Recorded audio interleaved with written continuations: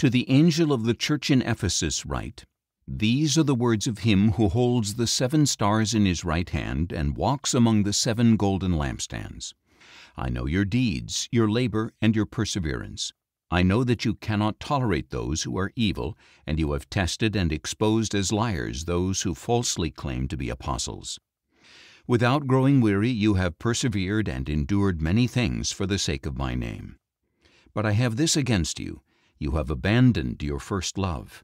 Therefore, keep in mind how far you have fallen. Repent and perform the deeds you did at first. But if you do not repent, I will come to you and remove your lampstand from its place. But you have this to your credit. You hate the works of the Nicolaitans, which I also hate. He who has an ear, let him hear what the Spirit says to the churches.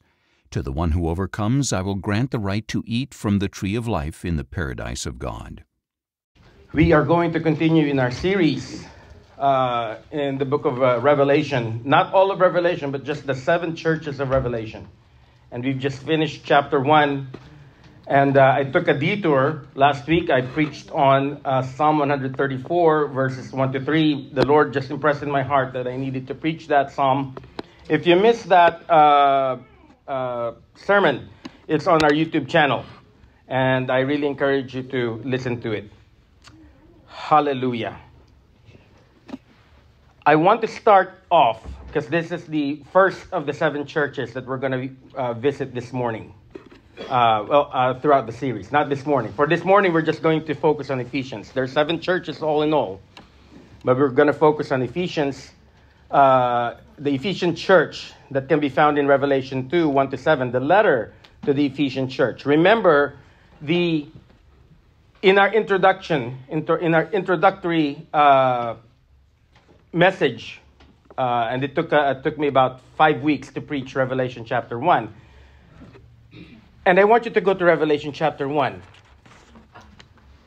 It says here, this is the revelation of Jesus Christ. That's the very first sentence that you will read in Revelation chapter 1.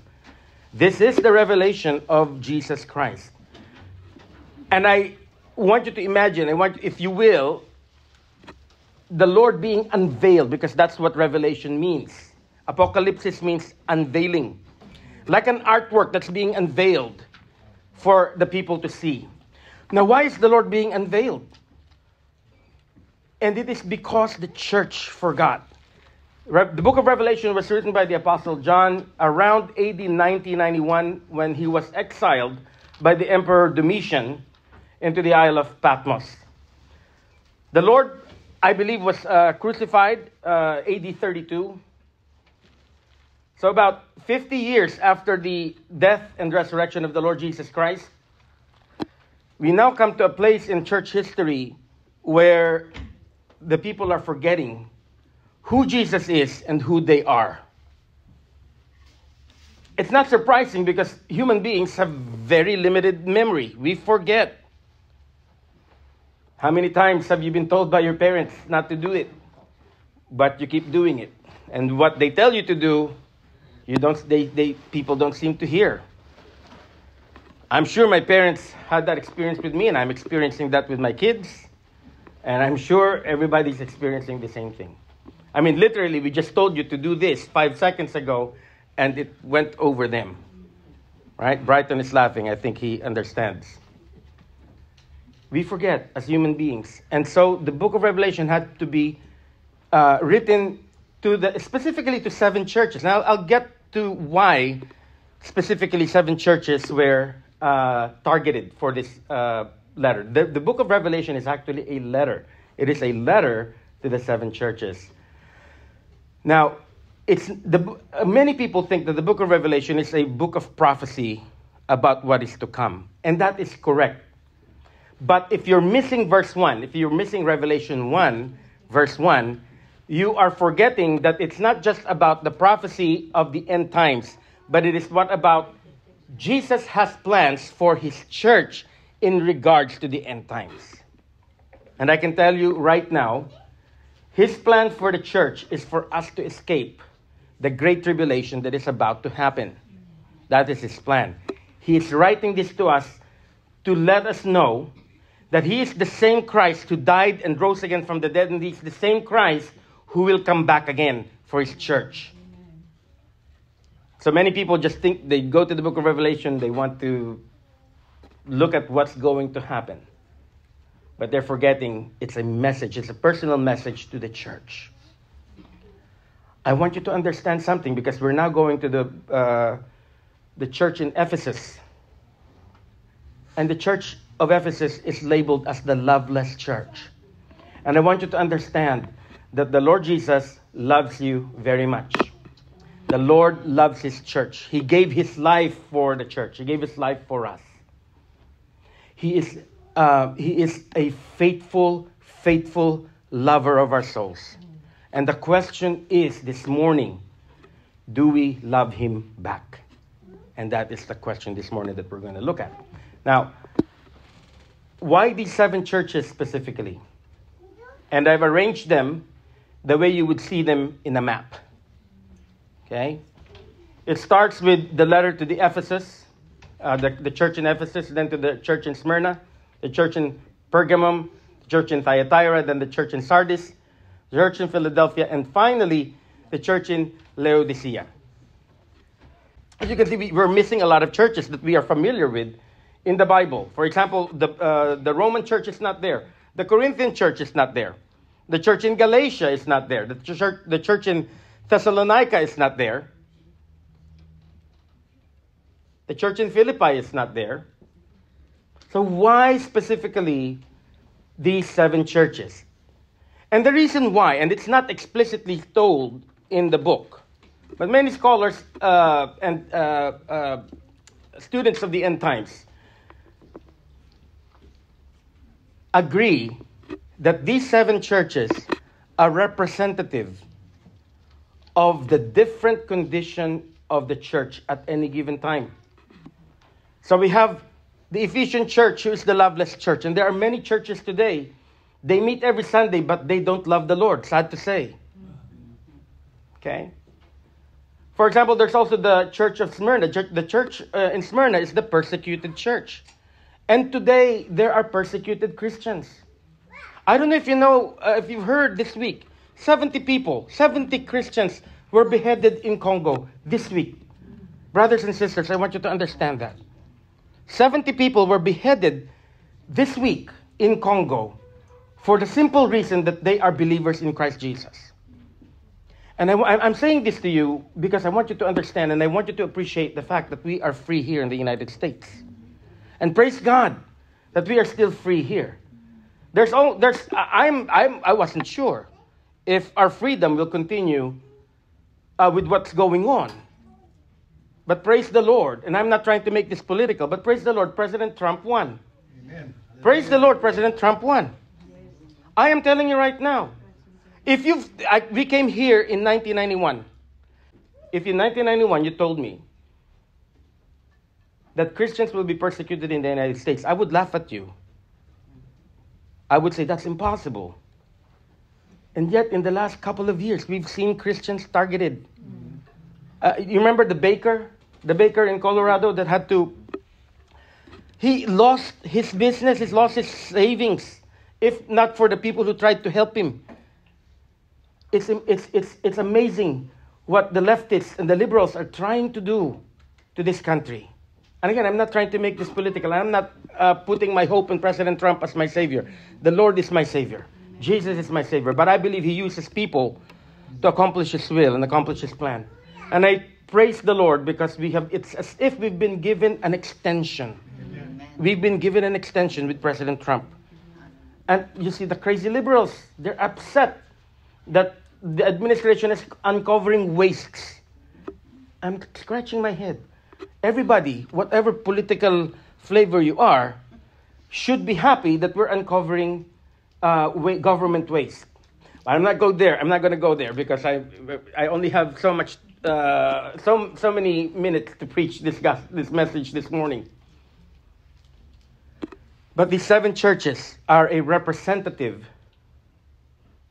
of the condition of the church at any given time. But it is also a representative of the church age. The Ephesian church is what we call the Apostolic Church. This is one of the first churches founded. I want you to understand, the church of Ephesus was founded by the Apostle Paul. And you know who pastored that church? Apostle John pastored this church. After he was released from the Isle of Patmos, he lived in Ephesus. And he pastored that church. And so on and so forth. We are now in the church age of Laodicea. And we'll get to Laodicea later on. Much, much later on. Probably around March or so. But for now, we're going to focus on Ephesus. And again, this is a representative of the church age. And if you look at it, the way, I don't believe it's coincidence. There's no coincidence in the Word of God. And there's no coincidence as far as God is concerned. These churches that are representative of the condition of the church at any given time, and it's also the prophetic condition of the church as the days progress. It's like a clock. Do you see that, the pattern? It's going clockwise. It's going clockwise. And the end is the church in Laodicea. And many, many people are saying, some are arguing that we're in transition between Philadelphia and Laodicea. And I think we are actually in the church of Laodicea. If you are reading the news, especially the news about the church, the evangelical church to be exact, we are in the Laodicean church age. Okay? But now we are going to look at four things. Four things this morning in regards to the church in Ephesus. So the Ephesians, the church of the Ephesians is about the reorientation of the heart. Because this is a loveless church. They've forgotten their love for the Lord. And so we need to be reminded, verse 1. And we need to be renewed, verse 2 to 3. And we need to be reproved, verses 4 to 5. And we need to be resolute, verses 6 to 7. Let's look at the reminder, verse 1. We need to be, why do people, I have to ask myself, why did the Ephesian church lose their love for the Lord? And if I know a little bit about human nature, and I don't claim to be an expert about human nature, but I am human after all, and as I examine my life, and as I examine why do I do certain things? And I think it's common, basic human nature. When we don't see someone, we forget. And when we don't hear from someone, we forget. And I think what had happened in the church of Ephesus is that they were accustomed to be pastored by an apostle, two apostles, by the way, Apostle Paul and Apostle John. The pastors of Ephesus has been trained by the apostles themselves. Timothy, we have a letter dedicated to him in the New Testament. And I believe, they've got accustomed to that and they somehow lost sight. All of a sudden, maybe they are not being fed correctly by the Word of God, or maybe it's a slow transition. And I believe people's attitude towards the Lord is not a quick turnaround. It's not like one morning you are on fire for the Lord, and the following morning you've just decided I'm not on fire for the Lord. It's a gradual decline. And sometimes because we don't feel that God watches us, or God sees us, or maybe they were hoping for the return of the Lord and the Lord didn't come as they expected, and they started declining in their relationship with God. Now, I'm not saying that people are to blame for their the apostles were to blame for their loss of fire for the Lord. Because it is our responsibility to keep ourselves burning on fire for the Lord. And I think when we do now, first of all, if you look at Revelation chapter 2, verse 1, we're reminded again of the one speaking. The one speaking here, Revelation 2 verse 1 says, these are the words of him who holds the 7 stars in his right hand and walks among the 7 golden lampstands. If that sounds familiar to you, it's because that was found in Revelation chapter 1. This is one of the descriptions of the Lord in Revelation chapter 1. And we said, as we were studying Revelation chapter 1, and that's why I had to start with Revelation chapter 1, because we're going to miss a lot of things if we start in Revelation chapter 2. Who is the one holding the 7 stars and walking among the lampstands? It is the Lord Jesus Christ himself, because he is the Lord of the church. And the 7 stars, according to Revelation 1:20, the 7 stars are the angels of the 7 churches. The Greek word is angelos, meaning ministers. So I don't believe these are angelic beings in the sense that they were used for angels, but they were ministers. In other words, these were the pastors of the church. And what the Lord is saying in Revelation chapter 1 is that he holds the church in his hand because he is the Lord of the church. And we also see in 1:20, Revelation chapter 1 verse 20, that the 7 lampstands are the 7 churches.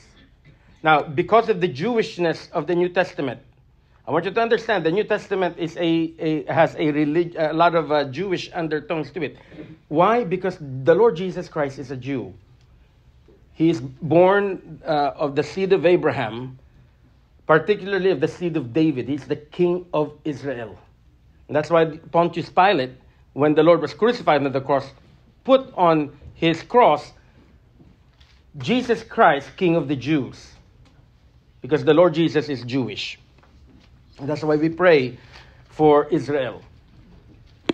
We owe a lot to the nation of Israel spiritually. And the Apostle Paul reminded us in Romans that the gospel is to be preached to the Jew first and then to the Gentiles. Nevertheless, there is a Jewish undertone to everything that we read in the New Testament. And the reason why I'm saying that is because if you ask me, what is the 7 lampstands? It is none other than the menorah. The menorah. And I said I wish I put a picture here last time, but I forgot about it. And some of you Googled it, because I saw you Googling it. The menorah is a 7-tiered lamp. It's a candlestick, but there's no candle. It's an oil. It's an oil lamp. And they're not separate. They're one. Okay? There's one, and then there's a curve like that, and 3 curves, totaling 7.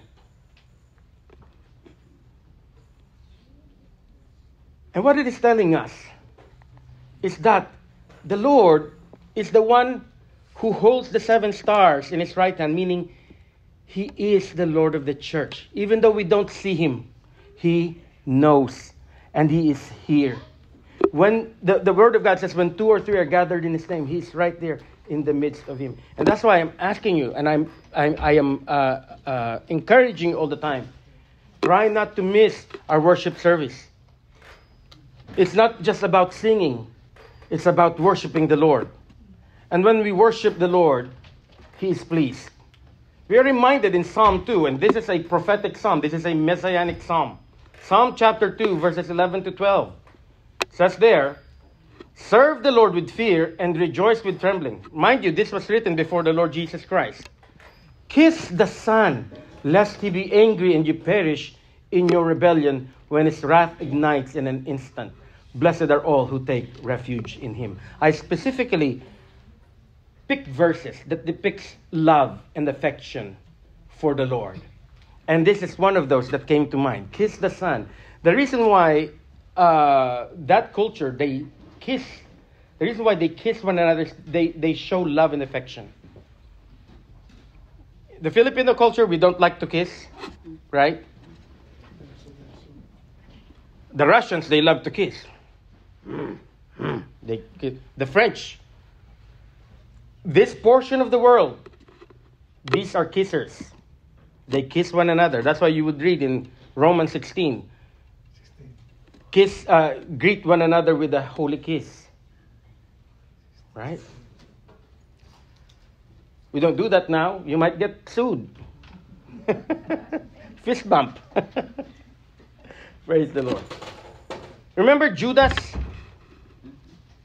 In his greeting of the Lord, while setting him up for arrest, Judas kissed the Lord. He used a sign of affection to betray the master. That makes it even more painful, in my opinion. It's like adding insult to injury. But it says there in Psalm 2, 11 to 12, we ought to kiss the Son. Who is this? The Lord Jesus. Kiss the Lord, lest he be angry and you perish in your rebellion, when his wrath ignites in an instant. And it says, the blessed are all who take refuge in him.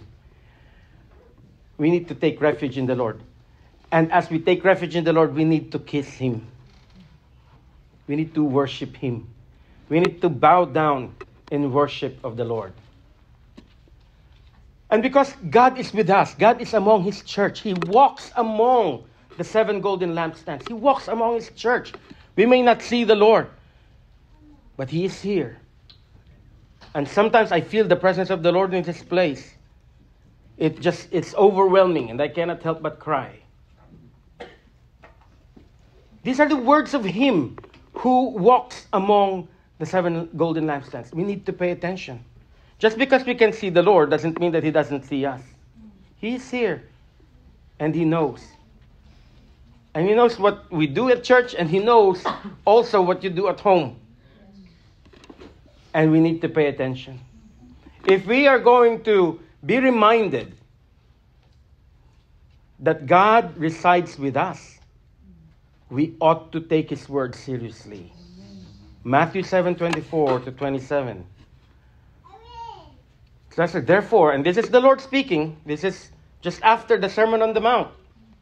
Therefore, everyone who hears these words of mine and acts on them is like a wise man who built his house on the rock. The rain fell, the torrents raged, and the winds blew and beat against that house, yet it did not fall because its foundation was on the rock. I want to show you the opposite of that.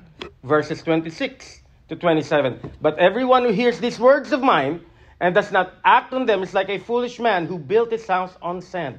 The rain fell, the torrents raged, and the winds blew and beat against that house, and it fell, and great was its collapse. My friends, brothers and sisters, if we are to be reminded, if we are to pay attention that the Lord is here, and the Lord is at your house, and that the Lord is in your car, and that the Lord is wherever you go, what movies you watch, amen, what video games you play, what you do at work, it ought to rekindle your love for the Lord, because the Lord is, you are being watched by the Lord. What? Are you being watched because it's like a big brother? Big Brother is watching you. Remember that novel from 1980, the George Orwell novel, 1984? Big Brother is watching you. The Lord is not watching us because he's spying on us. The Lord is watching over his church because he cares for you and I. And he loves us. And if he is seeing us do things that we ought not to do, I can guarantee you the Lord will discipline you. Just like any parent would do. Okay? In the Philippines, we get spanked. You know, I'm amazed. The Filipinos, sometimes here in the United States, they get scared of their kids. And I'm like, what happened to the Filipinos? Don't let your kids bully you. You have the right to bully them in love. The belting that I got served me well. And I'm pretty sure. Which of these children here have not been belted? Anybody has not been belted here? Good. Because if there is a person here who raised their hands, I'm going to talk to the parent. Why have you not belted your child? You need to spank your child. Spare the rod, spoil the child. Don't listen to the liberals. They've lost their marbles. God watches over us because he loves us. He's not spying on us. It's for that simple reason. God loves us. He's watching over us, and He expects us to abide by what He wants for us. Because what He wants from us is for our good. Amen. Praise the Lord. So pay Him reverence, pay Him attention. Don't forget. Okay? But we ought to be renewed as well, because God rewards our works. Look at verse 2 and 3. I know your deeds, your labor, and your perseverance. I know that you cannot tolerate those who are evil, and you have tested and exposed as liars those who falsely claim to be apostles. Just because the Lord is physically not here doesn't mean He doesn't notice your good works. Some of you might say, what good is in following the Lord? When I'm following the Lord, I'm suffering. Do you not know that God knows your sufferings and God knows your good deeds, and that He will reward you in due time? He will reward you in due time. This is the Lord's personal letter to the church of Ephesus. I know your deeds. I know your labor. God knows the good things that you're doing. And I encourage you this morning, continue in your good deeds. Continue in your good deeds. Look at Colossians 3:23-24. It says that whatever you do, work at it with your whole being as for the Lord, not for men, because you know that you will receive an inheritance from the Lord as your reward. It is the Lord Christ you are serving. Listen, I understand. I've worked for a mean boss. I've worked for a micromanager to the point that I got hospitalized because I was experiencing stomach aches. And I noticed it's only happening as soon as I step out of my car from the park. I used to, for the sake of our visitors who don't know me, I worked for the county of Sacramento for 28 years. I now work for the state. My boss really drove me nuts. I know that sometimes your work is hard, and sometimes your work might not even, it might not be even meaningful. But I'm assuring you, whatever it is that you do for your livelihood, if you do it for the Lord, it will be much better and much sweeter. And and as you're doing it, as you're reminding yourself you're doing it for the Lord, you start worshiping the Lord, even though the boss is annoying. Because it is the Lord Christ you are serving, and you will get your reward. I can guarantee you that. How do I guarantee it? It's because I didn't say it. The Word of God said it. Whatever the Word of God says, I can guarantee. Because I've experienced it. Praise the Lord. And we need to continue in our perseverance. Verse 3, without growing weary, you have persevered and endured many things for the sake of my name. Some of you are experiencing problems and trials and testings. I know, because you tell me your problems. I get it. But praise God, because I can still see you coming to church, and I can still see you serving the Lord. And I can only tell you to persevere.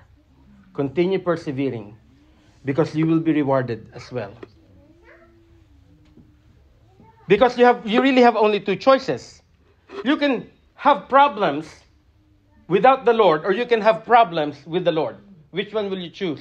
I'd rather have problems with the Lord. You think the world doesn't have problems? They have problems. That's why they drink all the time. That's why they party all the time. They have problems. They're trying to forget. They go to the casinos to forget their problems. And when they come out of the casino, they have more problems because they lost. And now they're arguing with the spouse and kicking the dog and screaming at the children because they lost money at the casino. That's how the world cope with their problem. That's how the world cope with their problem. Or they do drugs. Or they look for, the men, they look for women. And I just want to address this issue, by the way, just so that you know, in case your children ask you. Because they get this from the world. They get this from school. Oh, it's okay. Some people are born gay and some people are born lesbians. It's okay. They are just doing what they were born, designed to do. That is baloney. Because I was born a selfish person. It's not okay for me to be selfish.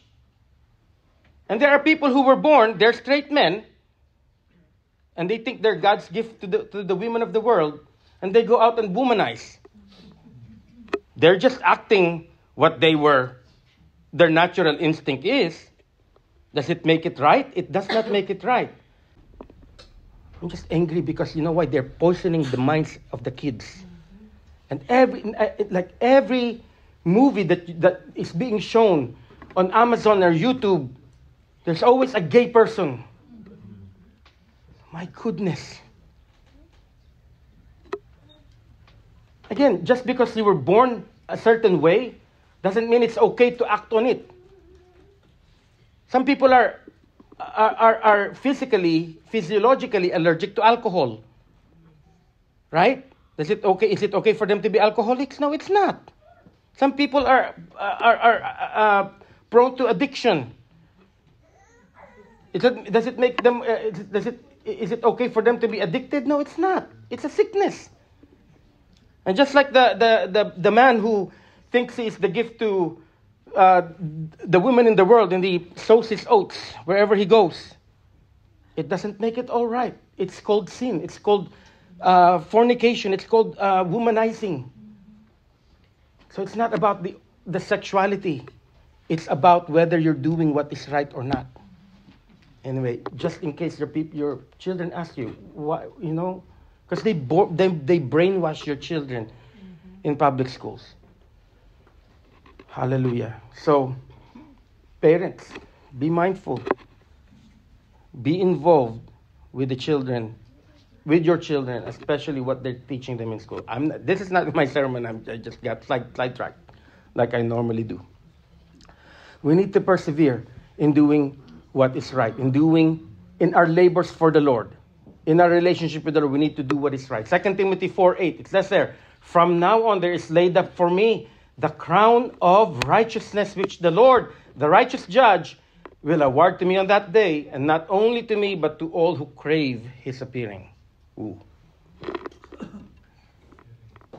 Are you craving for the appearing of the Lord? I want the Lord to come back. I said, "Lord, come already, Lord God. This world is tiresome for me. It's tiresome for me." But I am praying for our young people. I said, "Lord, remember our young people." Because sometimes I wonder if their heart is really with the Lord or not. I wonder if the hearts of our young people is really with the Lord or not. And I am praying and I said, "Lord, please touch them. Please, only you can open their eyes and their minds and their hearts so that they may crave also your appearing." Hallelujah. Continue in your good deeds. Continue in your perseverance. But we also need to be reproved because God requires our love. And in verses 4-5, here's the reproof. They were commended for their works. Nothing wrong about their works. The issue is not about their works. The issue of the Ephesian church is not about whether they're doing what they're supposed to be doing. That's not the issue. The issue is they're doing it without love. Do you understand that you can do things in motion? You can do things ritualistically. You can come to church and not love the Lord. You can raise your hand and not love the Lord. You can sing songs and not love the Lord. And God doesn't like that either. God requires our love. God requires our love. And we need to search our heart. Verse 4. "But I have this against you. You have abandoned your first love."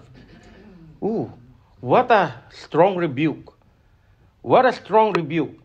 I have this against you. You have abandoned your first love. The Greek says you have abandoned the love you had at first. Hallelujah. Because when we were first saved, we were all for the Lord. When we received the love of God and received the Holy Spirit, we were on fire for the Lord.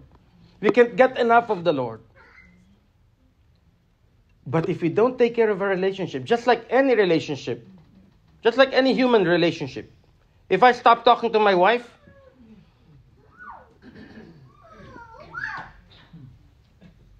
my relationship with her will die. Right? Yeah. Amen. Praise the Lord, brother. I'm glad he's listening. If your family lifestyle is that, you come and go and see each other, come and go. Okay, see you later. The children come and go. The parents come and go. They don't even share a meal together. There's no family. It's a family, but there's no relationship. Right?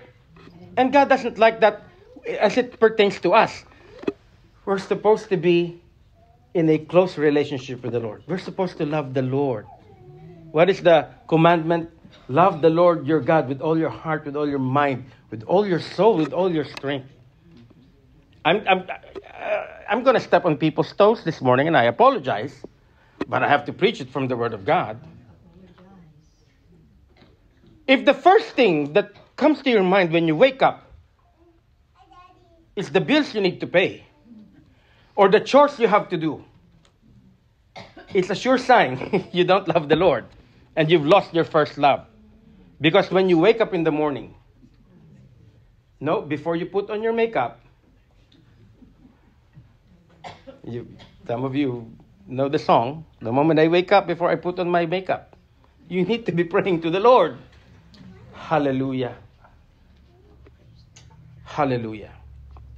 Before you go to bed, if the last thing on your mind before you go to sleep is, I really love my car. It's a brand new car, leather, everything.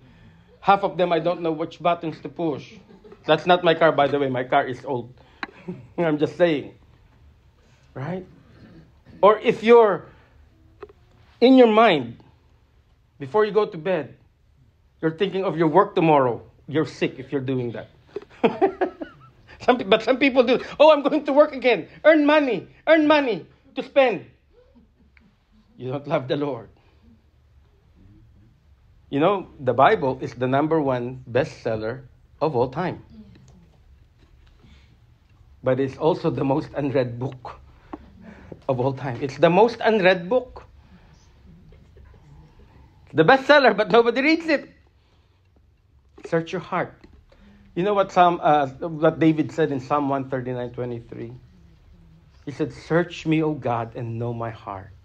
Search me and know my." You know why? As the prophet Jeremiah said, the heart is deceitful above all else. It's so easy to be deceived by your own heart. You might think that you're doing well. You might think that you are a good Christian. But if you don't love the Lord, God is not interested in the good works that you do as much as He is interested in you spending time with Him. Search me, O God, and know my heart. Test me and know my concerns. Know my concerns. See if there is any offensive way in me and lead me in the way everlasting. In other words, what He's saying, Lord, can you check my heart? Can you examine my heart? Where does it lie? And if it lies somewhere else, can you direct it again? Direct it again to the everlasting path. That's what it's saying. 2 Corinthians 13:5. We ought to examine ourselves. Examine yourselves to see whether you are in the faith. Test yourselves. Do you not realize that Jesus Christ is in you? Unless you fail the test. We need to examine ourselves every day. Lord, are you the Lord of my life? It doesn't matter if the Lord Jesus was your Lord 25 years ago, 5 years ago. The question is He the Lord of your life today? Hallelujah. We need to be reproved. And if pastor is here reproving you from the Word of God, it's not because pastor woke on the wrong side of the bed. Or pastor is rebuking everybody. He must have had a bad night. No, it's because that's what the Word of God tells me to preach. And I can guarantee you today, I'm telling you, ever since I answered the call to the pastorate, the Lord just gives me the messages like that, just like that. And I said, Lord, thank you. Because it's without the Lord, I really won't be able to preach any message. If the Lord is convicting you today that perhaps you've loved other things more than Him, or perhaps you've loved your spouses or your children more than Him, you need to repent. Therefore, keep in mind how far you've fallen. It says there, verse 5, repent. Repent and perform the deeds you did at first. There's a condition here. If you do not repent, I will come to you and remove your lampstand from its place. Ooh, that's strong. If you don't repent from not loving the Lord, He will remove your lampstand from its place. I don't know about you, but I don't want the Lord removing me from where I am supposed to be.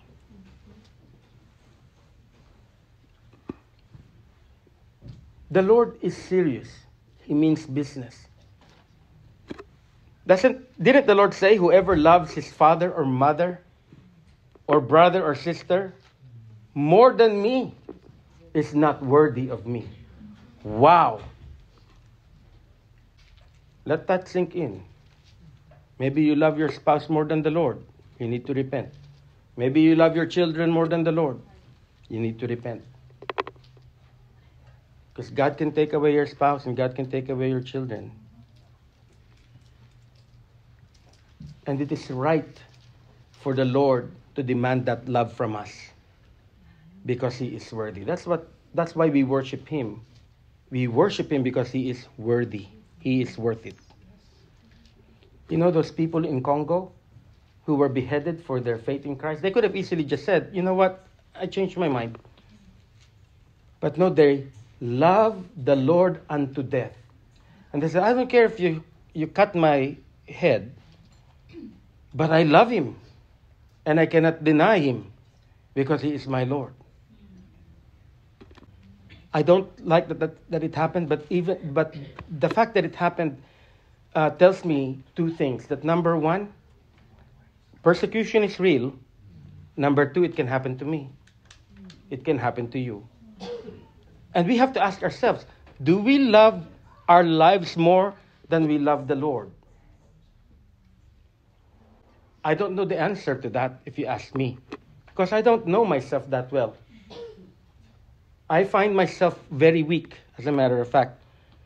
I told you about my drama with the Lord, right? When I get disappointed easily and I question God a lot. But I said to the Lord, Lord, if I were to face persecution, may you please grant me your mercy to withstand the torture and the pain that I have to endure. And I told my children too when they were growing up. I said, I love you, children. I am willing to die for you 1,000 times. As a matter of fact, if you ask them, and my wife, when we walked to the Costco, from the Costco parking lot, because that's our favorite date site. We went on a date again yesterday to Costco. That's our date site. Because we are busy. I always tell my wife, walk inside. Just in case a wayward car hits us, I will be hit first. My children know that. They walk on the inside. So that it's a wayward car, I get hit. I'm willing to die for them. But I told them, I said, God forbid there's persecution. I cannot love you more than the Lord. Because the Lord comes first. Jesus comes first. And they know that. But then I don't know what I will do if I get threatened. And my only prayer is that, Lord, give me the strength to stand up for you. And if I have to die for you, give me the strength. But you know what? I can guarantee you, if we love the Lord more than anything else, He will give you the desires of your heart. Because at that point, it's no longer about the car. It's no longer about the house. It's no longer about this and that. It's about the Lord. That's the point of the message that I preached last week. When we seek God with all our heart, the things of this world doesn't matter anymore. That's why Abraham, I told you about Abraham last week. The Lord gave him the land of Israel, but he never built a house. He lived on a tent. Because his desire is not the land, but God himself. Praise God. So let's search our heart. Let's show penitence. It says there in Psalm 51:10, create in me a clean heart, O God, and renew a right spirit within me. If we have lost our love for the Lord, we can always come back. And God will always be willing to receive us. He will receive you with his arms stretched wide open. He'll even run to you as you run back to him. Create in me a clean heart, O God, and renew a right spirit within me. It only takes for us the honesty. We need to be honest with ourselves. We cannot fool God. The Lord knows our hearts anyway. But we need to be honest with ourselves. Lord, show me, where does my allegiance lie? Show me, where does my heart lie? Am I loving you above all else, or am I loving things? That's why sometimes God doesn't give you the blessings, because God knows if He gives you the blessings, your heart will easily be swayed. But if your heart is right with the Lord, when He gives you the blessings, you just say, thank you, Lord, for that. You didn't have to do that, Lord, but thank you, Lord. Because at the end of the day, our focal point is still with the Lord, not the blessing. And whether the Lord gives us the blessing or not, it's okay. Because we have the Lord. And we need to love the Lord in that way. We need to love the Lord in that regard. The last point is we need to be resolute. We need to reject compromise. I want you to look at verses 6 to 7 of chapter 2 of Revelation. It says there, but you have this to your credit. You hate the works of the Nicolaitans, which I also hate. So who are these Nicolaitans? And I did a little bit of research. But who are the Nicolaitans? And I found this. And this is just one of the testimony of the early church fathers. Irenaeus. And the reason why I picked Irenaeus is because Irenaeus was the disciple of Polycarp. And Polycarp was a disciple of John the Apostle. I don't know if you know that. That's church history.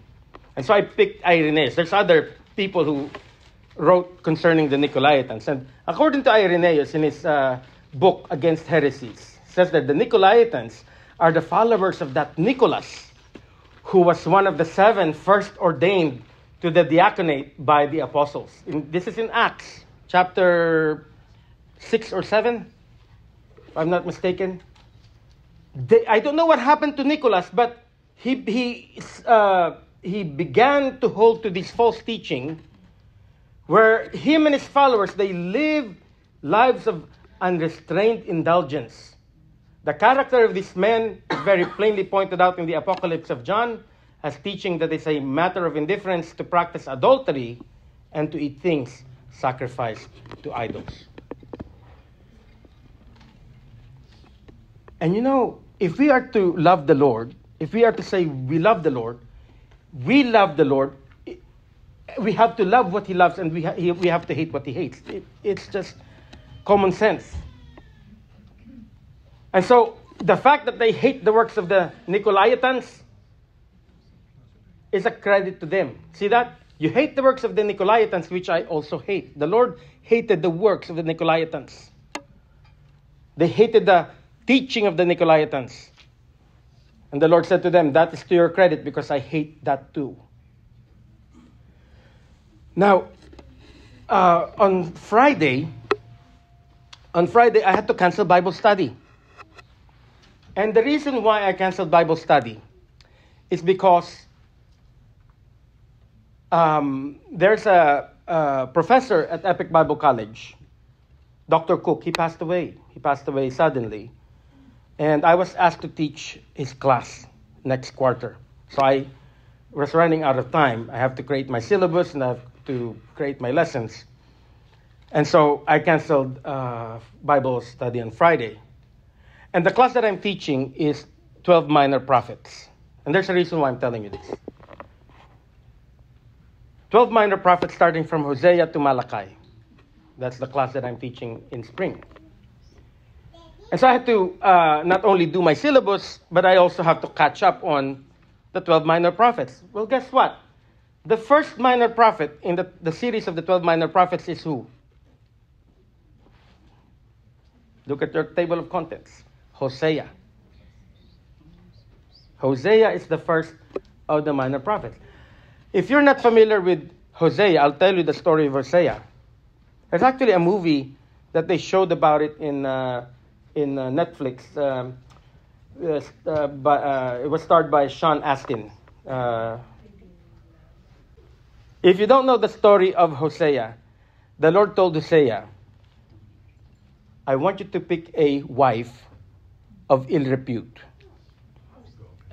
In other words, pick a prostitute for a wife. Wow. There's a reason why God told Hosea that. And I want you to love your wife, who is a prostitute. And the wife left him. And the Lord told him again, go back.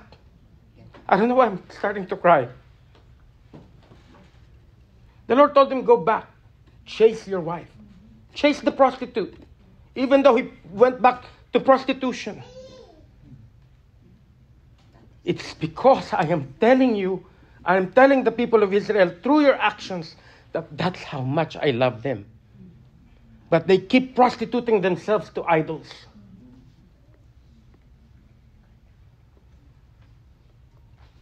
When the Lord God called Israel out of Egypt, He said, you will be my people, I will be your God. That's the covenant. You will be my people, I will be your God. But you are only to worship me and love me, because I will do everything for you. Did God need Israel? He doesn't need Israel. But He loves Israel. And He made a covenant with them. I will be your God, you will be my people. And what happened? After the Lord delivered them out of Egypt, and as the Lord was giving the law to Moses on Mount Sinai, and he was there 40 days and 40 nights. When he came down the mountain, what were the people doing? Worshipping a golden calf. The Lord was so hurt and so incensed. And you know why? Let's look at Exodus 20, 3-5. This is part of the Ten Commandments. Actually, the beginning of the Ten Commandments says, I am the Lord your God who brought you out of the land of Egypt. You shall have no other gods before me. You shall not make for yourself an idol in the form of anything in the heavens above, on the earth below, or in the waters beneath. You shall not bow down to them or worship them. Why? For I, the Lord your God, am a jealous God. We're talking about loving the Lord. And God becomes jealous when we run after things and love those things more than we love Him. I'm telling you, if we are going to be honest with ourselves, you will discover a lot of idols in your life. I told you, there is an idol living in your house. And you see that idol every morning. When you look into the mirror, that is the number one idol in your house. Yourself. Because our flesh is contrary to what the Spirit wants us to do. Our flesh wants the easy way.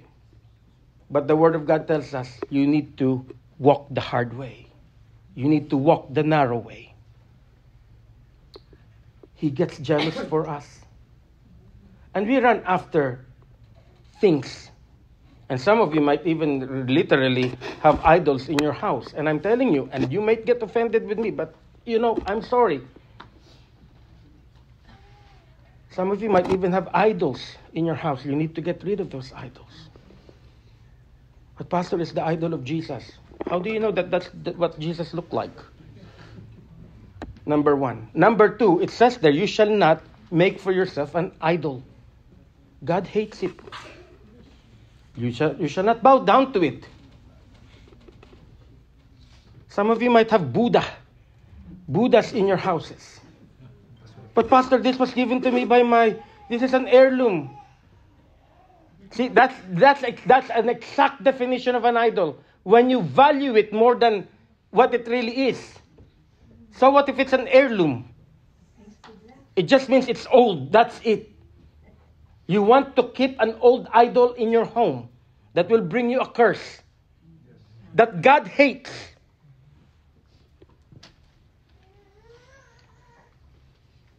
I'm telling you, you have to make a choice. Do you love God more than the tiny heirloom that's old?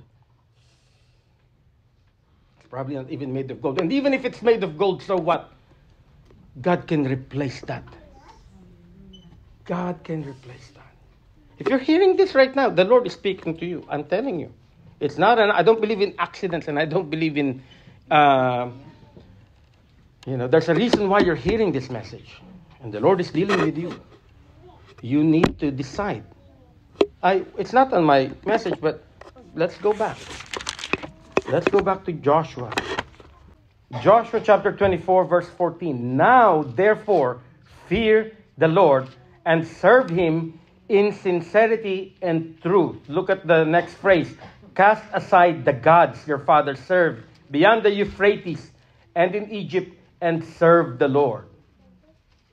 But if it is unpleasing in your sight to serve the Lord, then choose for yourselves this day whom you will serve, whether the gods of your fathers served beyond the Euphrates or the gods of the Amorites in whose land you are living.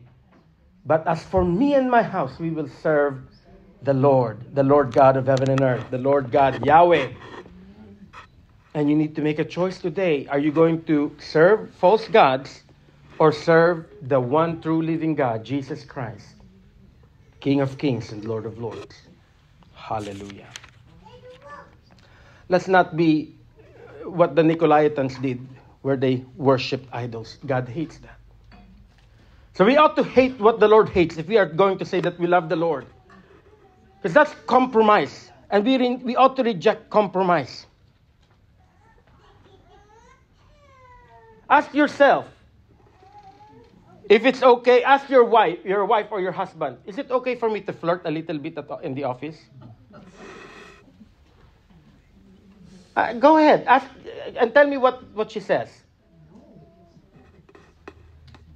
Because that's what worshiping idols is. You're flirting. And that's the picture that God is painting when he told Hosea, go and marry a prostitute.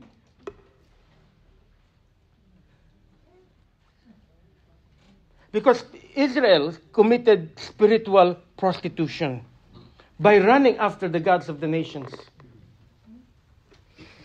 We ought to hate what the Lord hates if we are to say that we love the Lord. We have to hate what he hates. And we also have to hold on to what he loves. And we have to hold on to what is good. Verse 7, he who has an ear, let him hear what the Spirit says to the churches. You will hear this phrase a lot. He who has an ear, let him hear. In other words, pay attention. If you're hearing it, pay attention. Listen to it. He who has an ear, let him hear what the Spirit says to the churches. It's a warning. And we ought to pay attention. Why? Because there's a promise here. We saw in verse 5, if we don't, he will remove our lampstands. Verse 7, to the one who overcomes this battle between loving the Lord wholeheartedly and partially, I will grant the right to eat from the tree of life in the paradise of God. Oh, hallelujah. I'm telling you, the idols that we run after, whether that be a literal idol or the idol of your car, of your career, or of your looks. Some of you love your look so much that you spend hours admiring yourself in the mirror. I'm telling you. Some of you see that idol, that's the first thing you worship is yourself. Oh, wow, I'm looking good today. I'm looks-maxing today. That's the term I'm hearing now, looks-maxing. When you spend more time looking yourself, trying different outfits. And you haven't opened the Bible. and you haven't gone into your closet to raise up your hand to worship Him, you have fallen into the trap of self-worship, self-idolizing, idolatry. And every mirror that you pass by, you look at yourself different angles. Hallelujah. We need to go back. We need to go back to the love that we have at first, don't we? Let's go back to the love that we had at first. You know, just like you reminisce with your spouses, your first date. This letter is a love letter for the church who lost their love for the Lord. Isn't that amazing? That God is the one constantly running after us. Just like when the Lord told Hosea to go back to his wife, who, after he married Gomer is the lady. After he married Gomer prostituted herself. And the Lord told him, go back to her. That's how much God loves us. He's chasing after us. But please, remember that there's a point in time where the Lord will say, you know what, I've been chasing you for years and you refuse to come to me. That's it. Because God is a jealous God, and He will not tolerate our constantly running away from Him. Praise the Lord.